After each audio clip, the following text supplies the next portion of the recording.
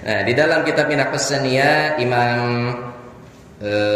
Abdul Wahhab Asy-Sya'rani, ya, Imam Abdul Wahhab Asy-Sya'rani menjelaskan bahwasannya ada 20 adab di dalam berzikir. Ya, jadi aturan-aturan dalam berzikir itu ada 20 macam adab, akhlak. Jadi, ya, dalam berzikir kepada Allah. Apa? Nah, dari 20 adab ini dibagi menjadi 3. 5 adab itu sebelum berzikir. Jadi dari 20 dibagi menjadi 3. 5 adab sebelum berzikir, 12 adab saat berzikir, dan 3 adab terakhir setelah berzikir. Ya. Jadi dari 20 adab itu dibagi menjadi 3. 5 adab sebelum berzikir, 12 adab saat berzikir, 3 adab sisanya itu setelah berzikir. Apa saja adab-adab yang 20 itu? Yang pertama, 5 adab sebelum berzikir. Pertama, yang paling utama ketika kita memang mau berzikir kepada Allah, maka adab pertama kita harus bertaubat kepada Allah. Bertaubat ini maksudnya apa? Tinggalkan semua perkara-perkara yang tidak ada faedahnya. Jadi ketika kita mau mulai berzikir kepada Allah, ya misalkan kita punya tanggungan, pikiran, tanggungan segala macam, beban-beban, ketika mau berzikir, adab pertama sebelum berzikir apa? Harus bertobat, hilangkan tuh semua hal-hal yang tidak ada faedahnya. Ya, bertobat kepada Allah. Jadi adab pertama apa? Bertobat kepada Allah dengan cara apa? Meninggalkan semua perkara yang tidak ada faedahnya. Ya, yang kedua, adab yang kedua apa? Mandi atau wudu. Jadi kalau mau berzikir, ya minimal apa? Minimal wudu heula Kang Wahyu. Ya, Kang Wahyu, eta, ya Kang Jujun ya. Jadi yang berzikir langsung zikir lain, aya adab. Nah, minimal wudu, syukur mandi. Ya mandi junub. Emang mandinya mandi junub, lain mandi biasa. Mandi junub, niatkan mandi junub. Diniatan. Tapi kalau misalkan tengah wengi tiris China mun dipakai mandi maka bagaimana? Boleh enggak wudu? Ya minimal wudu ketika berzikir. Yang kedua tuh. Yang ketiga apa? Ketika mau berzikir apa? Tenangkan dulu diri dan hati kita. Diam dulu. Jadi ketika kita udah bertobat kepada Allah, ya, kita tinggalkan semua perkara-perkara yang tidak berfaedah, kita tanamkan niat untuk berzikir kepada Allah, lalu kita mulai niat kita untuk berzikir itu dengan mensucikan diri kita, diri zahir kita, diri jasad kita, ya, dengan cara apa? Dengan cara berwudu ataupun mandi. Nah, yang ketiga apa? Sebelum mau berzikir, diam, tenang dulu. Diam, tenang, ya. Diam, tenang. Nah, yang keempat, adab yang keempat adalah menyaksikan dengan hati terhadap himmahnya syekh guru.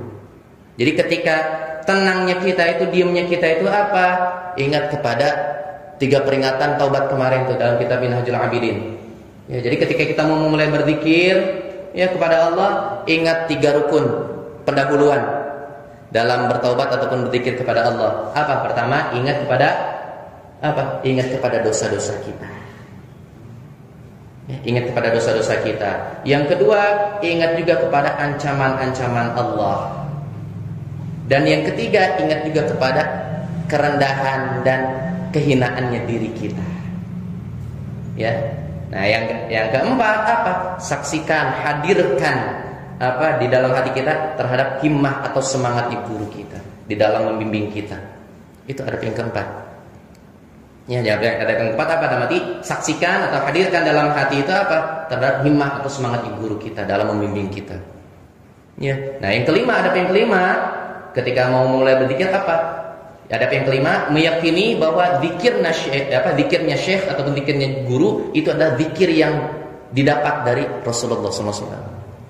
Ya, jadi ketika kita mau mulai berzikir, misalkan contoh ya, mau mulai zikir Misbahul Falah sama santri-santri, ya, maka sebelum mulai zikir apa? Tanamkan dulu bel, ya, tanamkan dulu apa? Keyakinan bahwasanya zikir yang bakal A'ab baca itu apa? Dan ini yakin pasti berasal dari Rasulullah.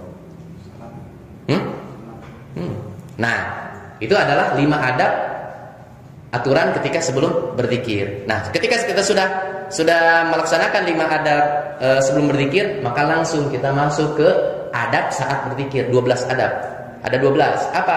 Nah, ketika berzikir, ketika kita mulai berzikir, kita udah bertobat kepada Allah, ya, menghilangkan meninggalkan semua perkara-perkara yang tidak ada faedahnya, terus kita berwudu minimal, terus juga kita tenangkan hati dan pikiran kita untuk ingat kepada 3 perkara pendahuluan taubat kemarin itu, ingat kepada dosa-dosa kita, ingat kepada ancaman-ancaman Allah, ingat kepada kehinaannya diri kita di hadapan Allah, dan juga kita hadirkan himmah atau semangatnya guru kita yang membimbing kita. Dan yang kelima apa? Yakini zikir yang diajarkan oleh guru kita, zikir yang memang berasal dari Rasulullah. Nah, ketika kita sudah memulai kelima adab ini, maka selanjutnya kita apa? Mulai untuk berzikir. Nah, ketika memulai berzikir, saat berzikir ada 12 adab. Adab pertama apa? Ketika memulai berzikir itu duduk di tempat suci seperti duduk dalam sholat. Nah, jadi duduknya kita dalam berzikir pun ya itulah yang duduk sila dah.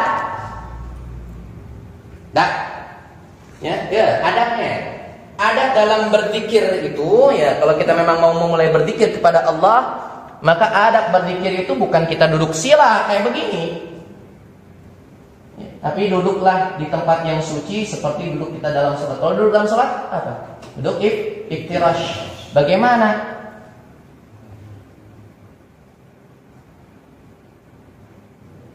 Ya, ya begini. Nah begini tuh. Duduk iftirash. Cangkel. Nah, kita kembali ke hati. Makanya kenapa tadi sebelum itu apa? Tenangkan dulu. Ya, tenangkan dulu hati pikiran kita. Nah, kira-kira kalau ada rasa cangkel, itu merupakan sesuatu yang berfaedah bukan? Bukan, tinggalkan. Jadi jangan dikira gampang dalam berzikir teh. Ya. Berat dia dalam berzikir itu Ya. Jadi pertama, adab saat berzikir apa? Duduk duduk di tempat suci seperti duduk dalam sholat. Itu duduk iftirash. Ya. Yang kedua, adabnya apa? Meletakkan kedua tangan di atas kedua paha. Ya, jadi ketika kita berzikir ya, ketika kita memulai berzikir itu apa? Zikir itu jangan tangan itu atau ini. Tapi apa? Letakkan kedua tangan di mana? Di kedua paha.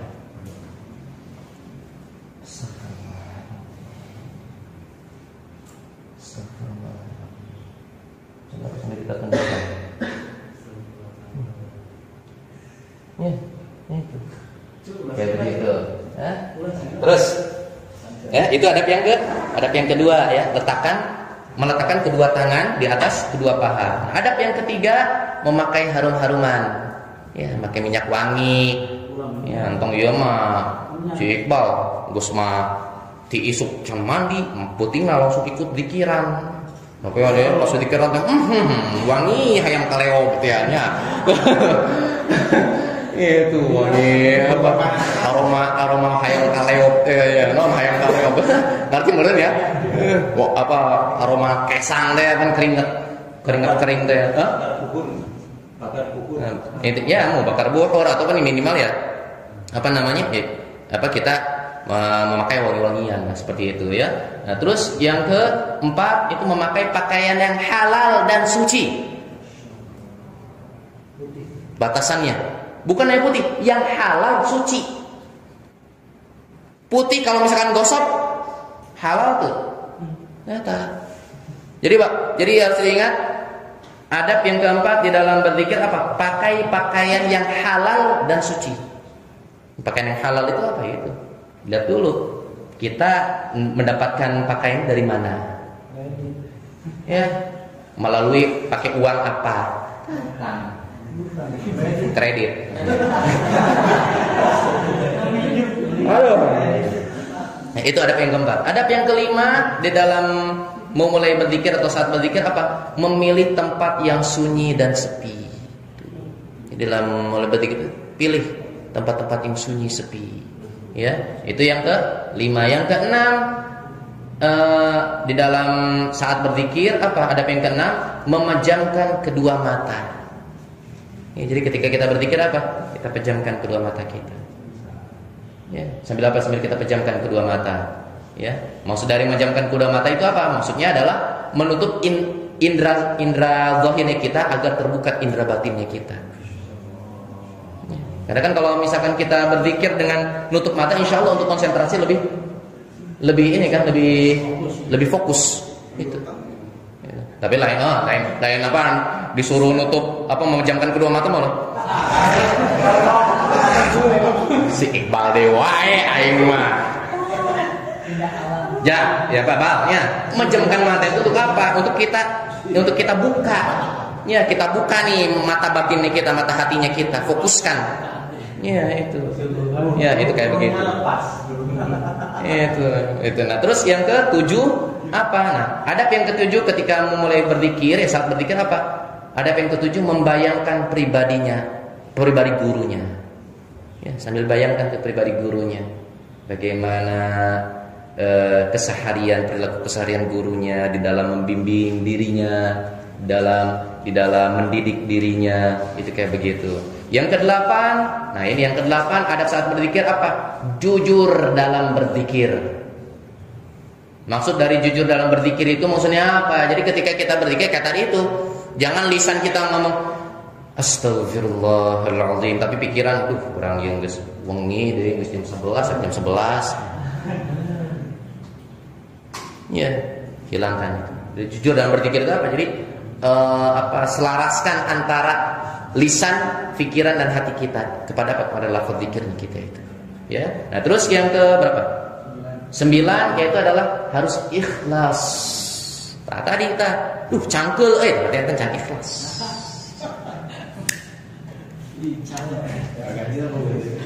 Iya.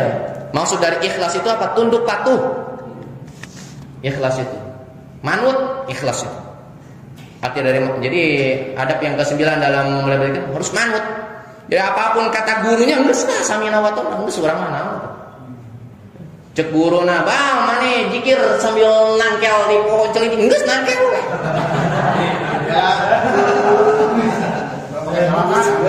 Misalkan ya gitu ya. Itu harus ikhlas. Ikhlas itu maksudnya apa? Kita dia apa? Harus tunduk patuh, kudu manut, ya, kudu manut, harus tunduk. Ya, terus yang ke-10, ya 10 adab dalam berzikir apa? Memilih zikir la ilaha illallah. Jadi kalau memang kita ingin memulai berzikir, maka mulailah awali zikir kita itu pertama kali dalam latihan kita zikir la ilaha illallah Muhammadur Rasulullah. Ya, itu yang ke-10. Yang ke-11, adab yang ke-11 adalah apa? Menghadirkan makna zikir di dalam hati. Nah, iya. Sebelumnya alhampurannya, kalau misalkan kajian ini sampai jam 11 lewat ya. Kang Mursyid, hampura ya? Bukannya pit ya. Sana kan kita udah nggak ngaji lagi. Ya, nah jadi adab yang ke-11, ya adab yang ke-10 itu kan pilih zikir awal kita apa? La ilaha illallah. Nah, adab yang ke-11 apa? Hadirkan makna zikir itu. Makna zikir dalam hati. Nah, sekarang apa makna la ilaha illallah?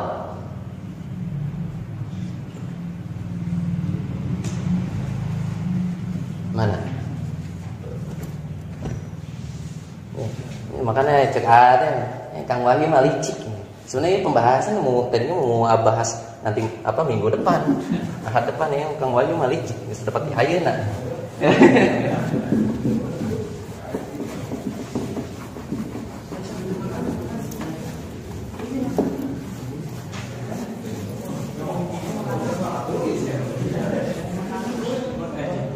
Ya. Apa sih makna la ilaha illallah?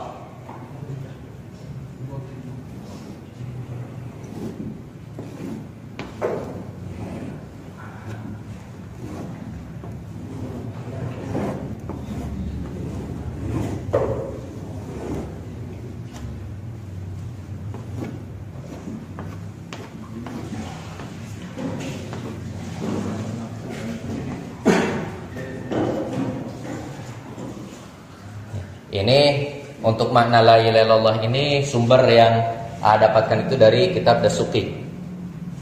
Ya, jadi harus kita pahami makna kandungan di dalam lafaz la ilaha illallah itu ada makna umum, ada makna khusus. Makna umum lafaz la ilaha illallah ini terbagi menjadi dua makna.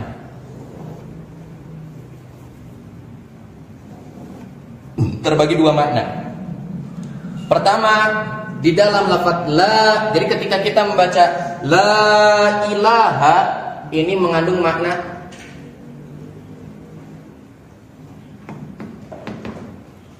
talfi atau talfiyah. Apa talfi aja lah.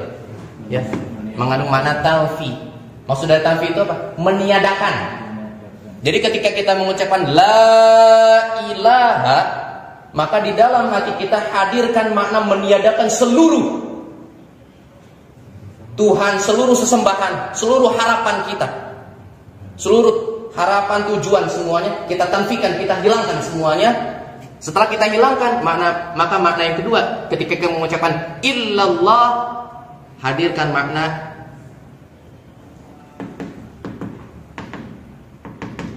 tathbit, penetapan.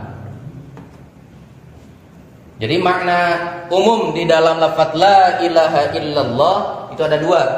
Pertama, makna meniadakan, ketiadaan, makna ketiadaan, dan makna yang kedua makna ketetapan. Jadi ketika kita mengucapkan la ilaha,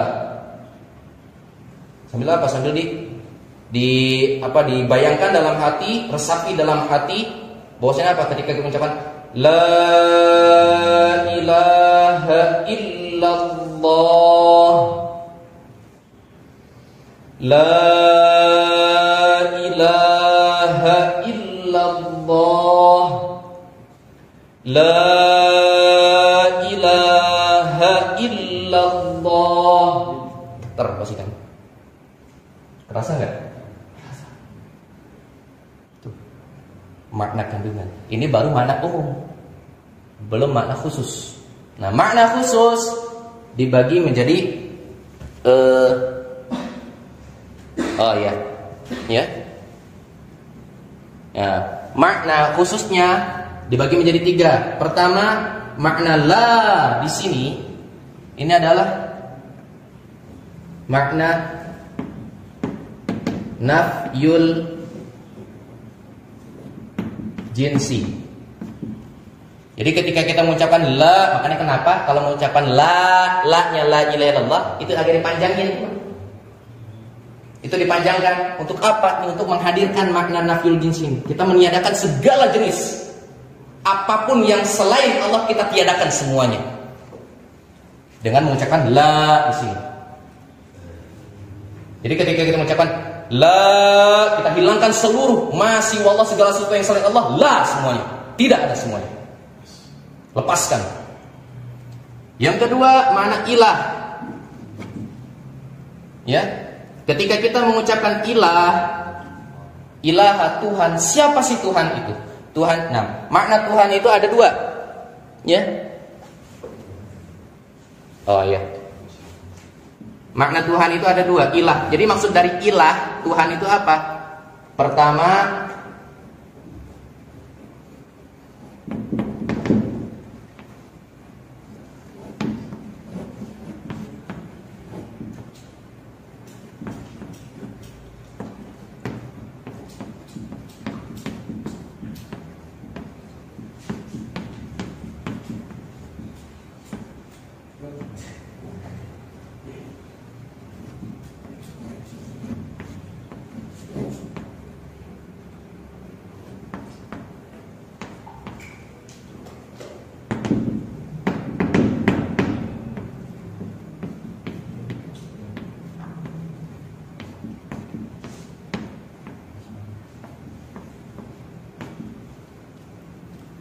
makna ilah yang pertama adalah mustaghnan an kulli ma siwa. Siapa sih Tuhan itu? Tuhan itu adalah zat yang tidak butuh dari segala sesuatu yang selainnya. Ya. Jadi makna Tuhan yang pertama itu mustaghnan an kulli ma siwa. Jadi merasa cukup dari segala sesuatu yang selainnya. Maksudnya jadi tidak butuh kepada apapun yang selain Allah. Jadi Allah itu nggak butuh kepada sholat kita, nggak butuh kepada puasa kita, nggak butuh kepada zakat kita, bahkan nggak butuh juga kepada diri kita sendiri. Itu makna ilah yang pertama. Makna ilah yang kedua, wa muftaqiru kulli ma siwahu ilaihi. Makna Tuhan yang kedua itu adalah zat yang membutuhkan segala sesuatu yang selainnya kepadanya. Jadi intinya makna Tuhan itu, siapa sih Tuhan itu?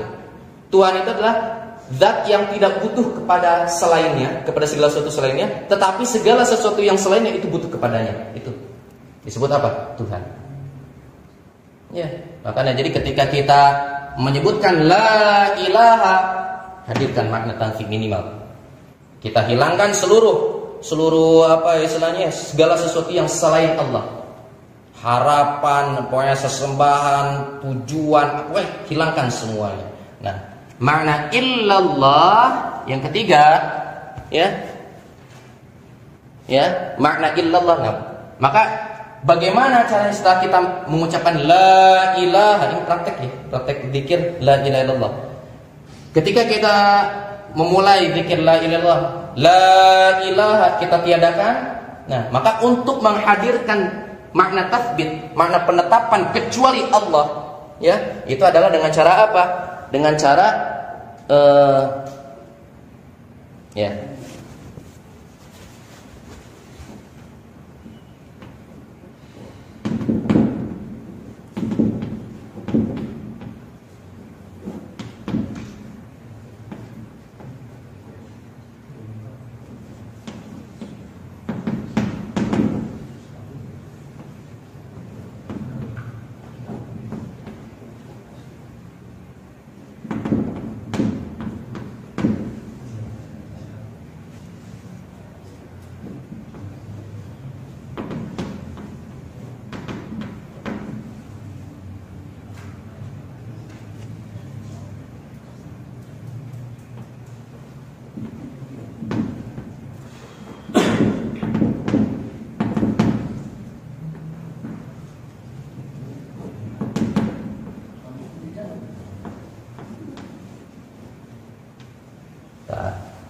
Ya, jadi cara untuk menanamkan makna tathbit ketika kita mengucapkan illallah. Jadi ketika kita mengucapkan la ilaha, kita tiadakan sambil kita resapi makna yang kita tiadakan semua rasa, pikiran, kekuatan, kehendak, apalagi segala bentuk semuanya kita. Nah, ketika kita hilangkan semua itu la ilaha, nah pas menyebutkan illallah langsung kita satukan semua. Jadi makna illallah, makna tathbit illallah apa? Yaitu dengan cara menyatukan segala bentuk rasa, pikiran dan kekuatan sejatinya hanya milik Allah. Ya.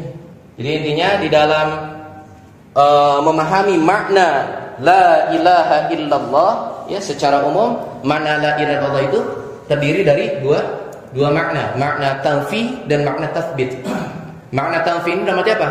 Itu la ilaha. Jadi ketika kita menyebutkan la ilaha illallah, la ilaha illallah, la ilaha illallah. Ketika menyebutkan illallah, la ilaha, kita habiskan semua, kita apa? Kita kosongkan semua bentuk, rasa, pikiran, kekuatan, harapan, semuanya kita hilangkan. Lalu kita tetapkan apa? Illallah, semuanya itu hanya sejatinya hanya milik Allah. Ini makna cara zikir itu ya, ya, jadi adab yang ke-10 apa? Itu dengan cara menghadirkan makna zikir di dalam hati ini, makna la ilaha illallah itu. Nah, yang ke-12, nah, terakhir, adab yang terakhir apa? Yaitu dengan mengosongkan hati dari selain Allah. Tuh. Jadi ketika saat kita berzikir, ya, adab yang terakhir apa? Kosongkan hati kita itu dari selain Allah. Ya, mengosongkan hati kita dari selain Allah. Berarti apa? Hadirkan semuanya itu apa? Cukup fokuskan hati dan pikiran kita ini memahami makna kandungan la ilaha illallah. Makna la ilaha, makna ketiadaan, illallah makna ketetapan. Ya. Nah, yang terakhir, yang terakhir 3 adab lagi, yaitu ada 3 adab setelah berzikir. Nah, setelah kita selesai berzikir, maka setelah berzikir itu lain langsung naon ngaranna langsung buyar we lain. Ada adabnya deui 3. Apa 3 adab setelah berzikir? Pertama, ketika kita sudah melakukan zikir, maka adab yang pertama apa? Bersikap tenang. Ya, bersikap tenang, khusyuk dan menghadirkan hati kita untuk menunggu waridul zikri, untuk menunggu pengaruh zikirnya kita. Ya. Berarti jadi setelah berzikir itu apa? Setelah kita selesai melakukan zikir, maka bersikaplah berusaha untuk bersikap tenang dan khusyuk di dalam hati. Sikap tenang, khusyuk, konsentrasi dengan apa? Jadi walaupun kita sudah selesai berzikir, tapi tetap hadirkan tuh makna semua ini. Makna zikir ini di dalam hati kita. Itu maksud dari makna khusyuk dalam zikir. Ya, khusyuk dalam zikir. Nah, yang kedua, adab yang kedua setelah berzikir itu apa? Mengulang-ulang pernapasan. Ulang-ulang, sambil ulang-ulang pernapasan. Ya. Sambil apa? Sambil di nafasnya kita juga sambil apa? Sambil diisi dengan zikir itu, makna zikir gitu itu. Sambil apa?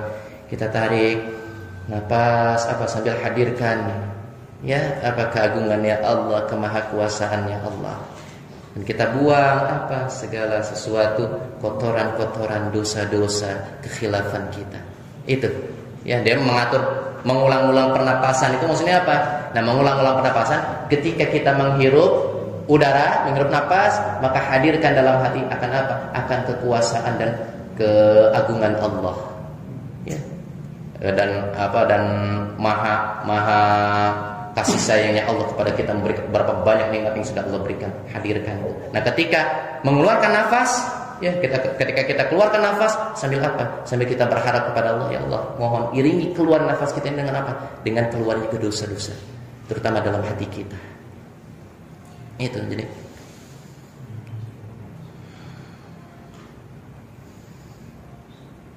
Terus ini zikir itu. Nah, yang terakhir adab yang terakhir setelah berzikir yang ketiga itu apa? Menahan air minum. Jadi ketika kita udah beres zikir, jangan langsung minum, Pit. Ya, tahan dulu minum. Ya. Sebelum apa? Ya, kenapa kita itu menahan air minum, menahan dari meminum air? Supaya apa? Supaya hati kita ini. Jadi setelah berzikir itu, ya, bukan berarti kita nggak boleh langsung minum, ya, tapi boleh kita minum, tapi apa? Tapi tunggu dulu rasa syauk dan tahyidnya kita, rasa kerinduan dan gairahnya kita kepada makna zikir itu. Jadi kalau misalkan setelah berzikir itu kita belum datang rasa kerinduan, harapan kepada Allah, maka jangan dulu minum air. Sampai benar-benar kita udah benar-benar pasrah, tunduk, patuh semuanya kepada Allah ketika selesai berzikir, lalu setelah itu apa? Kita minum. Itu 20 adab di dalam berzikir, ya. Wallahu a'lam bishawab. Ada yang ingin ditanyakan? Kang Mursyid? Ya.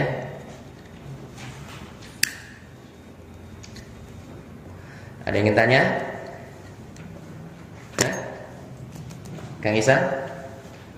Bang, untuk berzikir sendiri diulang-ulang berapa banyak batasan?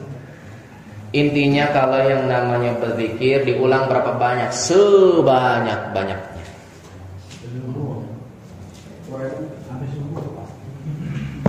Sebanyak-banyaknya. Yang lebih afdol untuk masalah takrirul zikri, pengulang-ulangan zikir itu sampai berapa batasannya? Sebanyak-banyaknya. Dan kalaupun pengen dibatasi sampai apa? Sampai kita nggak bisa bernafas, sampai nafas kita diambil oleh Allah. Kalau pengen dibatas, ya. Jadi batasnya zikir kita itu sampai kapan? Sampai Allah mencabut ataupun menghilangkan nafas hidup kita. Itu batas kita udah nggak usah berzikir. Jadi selama Allah masih memberikan nafas kehidupan kepada kita, pada saat itu juga kita harus memperbanyak zikir. Ya. Duh, tapi kan saya belum mampu, kira-kira ada nggak yang untuk sebagai latihan? Maka untuk sebagai latihan, apakah kalau nggak salah udah pernah ya? Sama berapa kali tuh? 12.000. Nah, maka kalau di dalam kitab Dasuki ya, menurut aturan kitab Dasuki, tergantung kondisi kita. Kalau misalkan kondisi kita bukan termasuk orang yang sibuk, maka minimal paling sedikit sehari semalam itu berapa? 12.000 kali la ilaha illallah Muhammadur Rasulullah. Paling sedikit 12.000 kali. Kalau memang kita nggak ada kegiatan, yang nggak punya kegiatan lah. Itu, berapa? Sehari semalam. Sehari semalam. Dari mulai kita bangun tidur sampai mau tidur lagi minimal 12.000. Cicil. Ya. Tapi kalau misalkan kita kondisinya sibuk, ya, maka berapa kali? 7.000 sehari semalam. Ya, misalkan kayak atau dari pagi sampai sore kerja, ya, kerja di Kaifa, pulang dari itu kan nggak bisa tuh. Misalkan kita nggak sempat gitu ya untuk berzikir, maka setelah pulang kerja itu mulai untuk apa? Untuk mulai zikir minimal berapa sehari semalam? 7.000.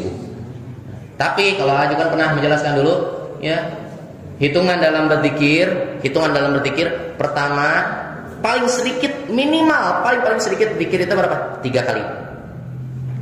3 kali, 5 kali, 7 kali, 11 kali, 24 kali, 33 kali, ya, terus 72 kali, 99 kali, atau 100 kali. Sekali lagi, ya, ulangi, pengulang untuk kita sebagai mubtadi, sebagai pemula. Ya, sebagai awal kita untuk memulai berzikir, maka ulang-ulangilah zikir kita minimal berapa? 3 kali, 5 kali, atau 7 kali, atau 11 kali. 11 kali, ya, 7 kali atau 11 kali, atau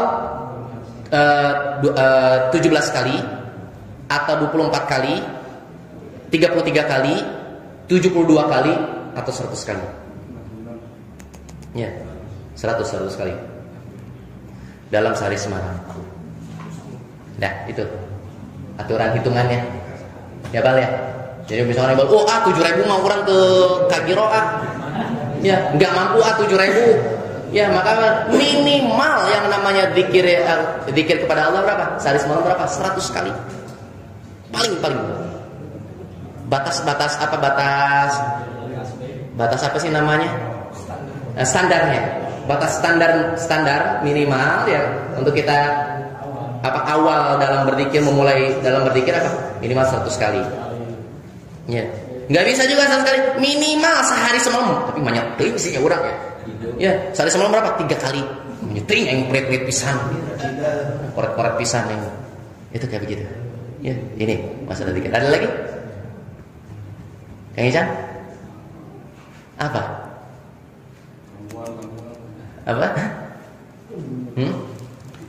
Ada lagi, Bid? Kang Mursyid? Cukup ya?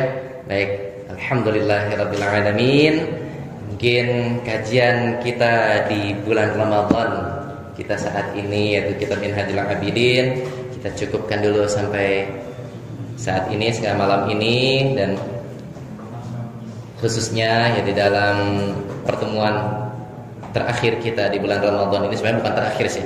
Insyaallah ya, mudah-mudahan Allah masih memberikan nikmat sehat, nikmat nafas, nikmat kesempatan kepada untuk kita nanti insyaallah di Lebaran kita lanjutkan lagi kita Minhajul Abidin ini.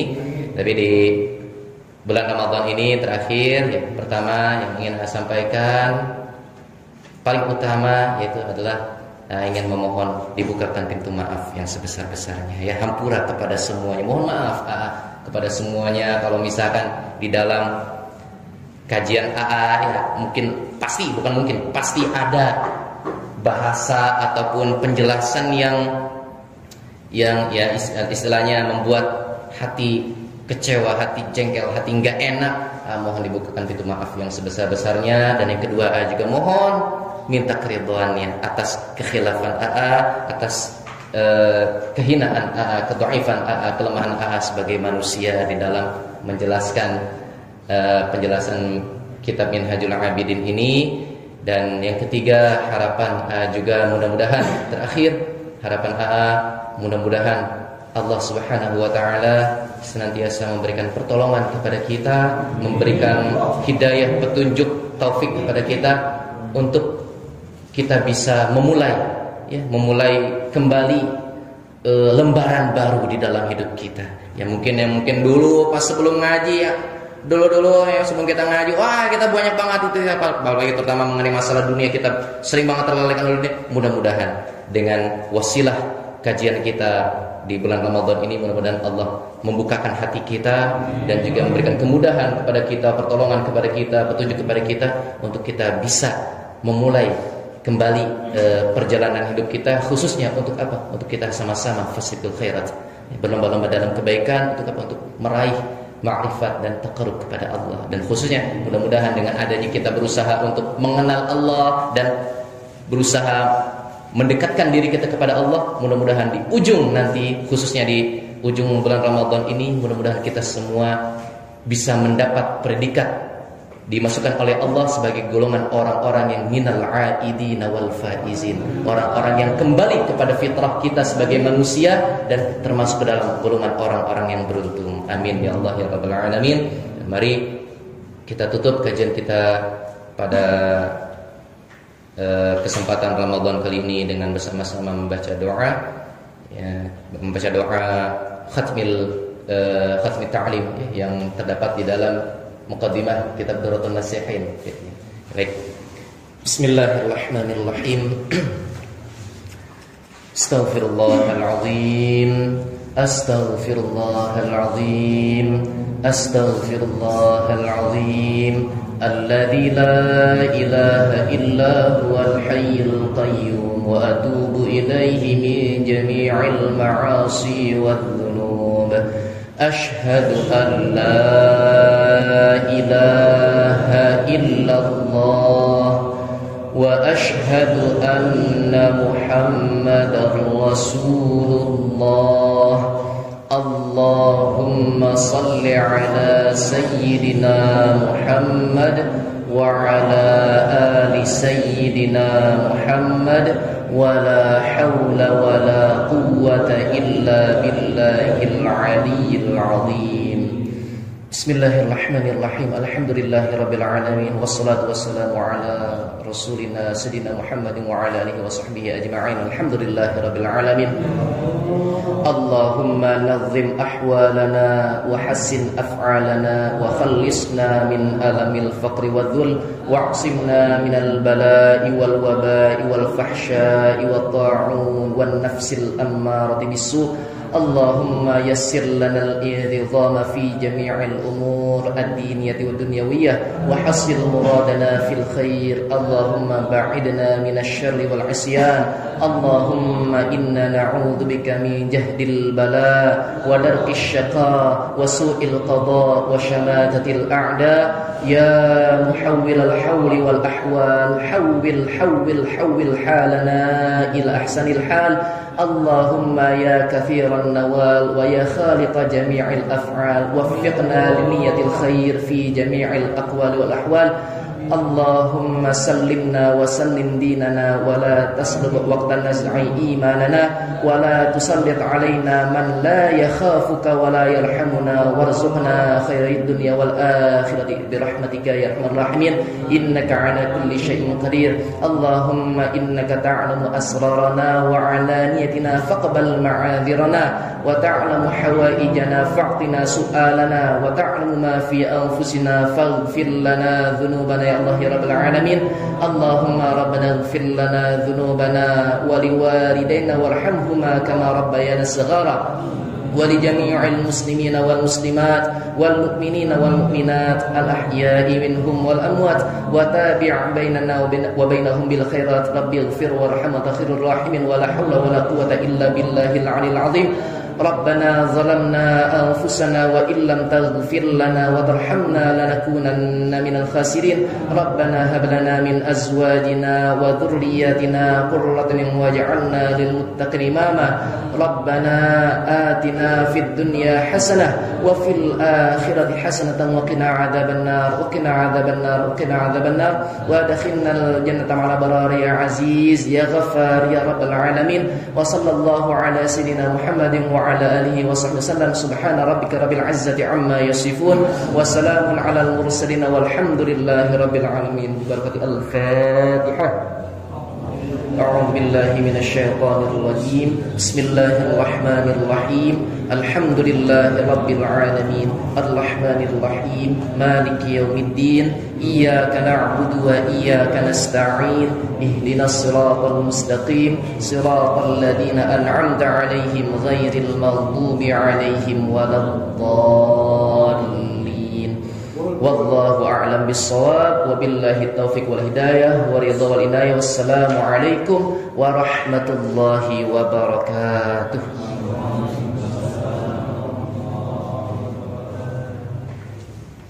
Alhamdulillah.